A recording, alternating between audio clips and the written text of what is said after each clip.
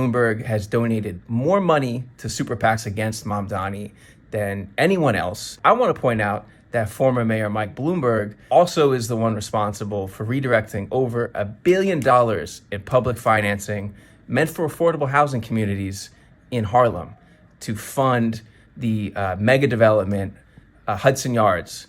And that has now become the most expensive zip code in Manhattan.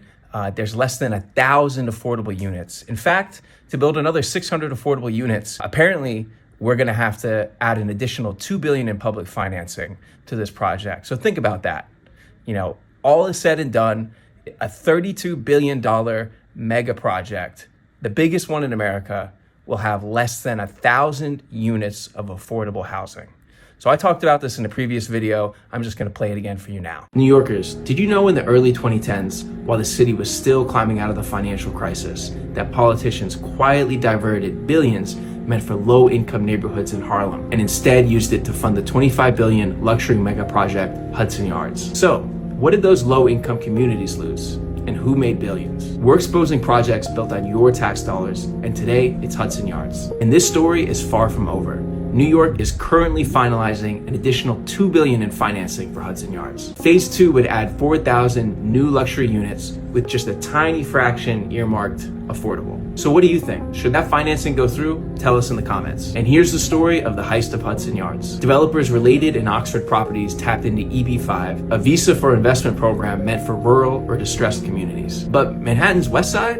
Have you been there? It's not exactly distressed. Come on, it's where the horses live. So New York's Empire State Development Agency gerrymandered a targeted employment area map, stretching it all the way to Harlem housing projects so Hudson Yards qualified. And that move unlocked $1.2 billion in foreign investments. Then the city piled on an additional $3.5 billion in bonds and tax breaks. While luxury towers rose and foreign investors gained visas, Harlem residents who made this project possible on paper got nothing. Remember those affordable units? They require incomes between $59,000 and $209,000 a year. But 1.5 million New Yorkers live under the poverty threshold of $20,000 a year. So they're too poor for affordable housing. That kind of negates the point. So money meant for struggling neighborhoods ended up underwriting the most expensive zip code in Manhattan. I guess to be fair, Hudson Yards eventually delivered. It's generated $500 million in excess tax revenue, and another $2 billion is projected by 2028. But the question remains, should a project that unfairly borrowed from the poor to fund the rich